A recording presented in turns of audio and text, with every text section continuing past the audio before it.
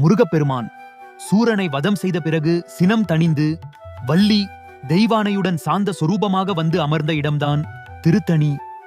சினம் தணிந்த இடம் என்பதால் திருத்தணிகை என இத்தலம் அழைக்கப்படுகிறது.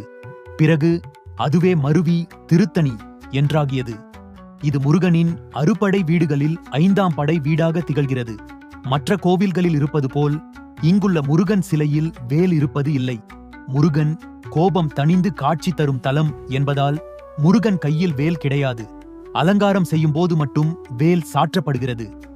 சக்தி ஹஸ்தம் எனப்படும் வஜ்ரவேலுடனேயே முருகன் காட்சி தருகிறார். இத்தலம் 100 ஆண்டுகளுக்கு முன்பே புகழ்பெற்று இருந்திருக்கிறது. 1000 ஆண்டுகளுக்கு முன்பே பல்லவ சோழ மன்னர்களால் இத்தலம் போற்றப்பட்டுள்ளது.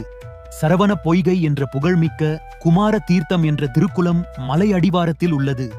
திருத்தணிக்குச் செல்லும் பக்த கோடிகள் முதலில் குமார தீர்த்தம் என்ற சரவண பொய்கையில் நீராடி உலர்ந்த ஆடை தரித்து திருநீறு பூசி உத்ராட்சம் முதலிய சிவ சின்னங்களை அணிந்து பக்தியுடன் மலை ஏற வேண்டும். மலை ஏறும்போது திருப்புகழ் பாடல்களை முடிந்தவரை இசையுடன் உருக்கமாக பாடிக்கொண்டு படியேற வேண்டும். மலை உச்சியை அடைந்ததும் கிழக்கு பிரகாரத்தில் உள்ள கொடிக்கம்ப விநாயகரையும் ஐராவத யானையையும் தரிசிக்க வேண்டும். இங்கு மூலவர் சுப்பிரமணிய சுவாமி, உற்சவர் சண்முகர், தாயார் வள்ளி, தெய்வானை, மகுடமரம் தலவிருட்சமாகும்.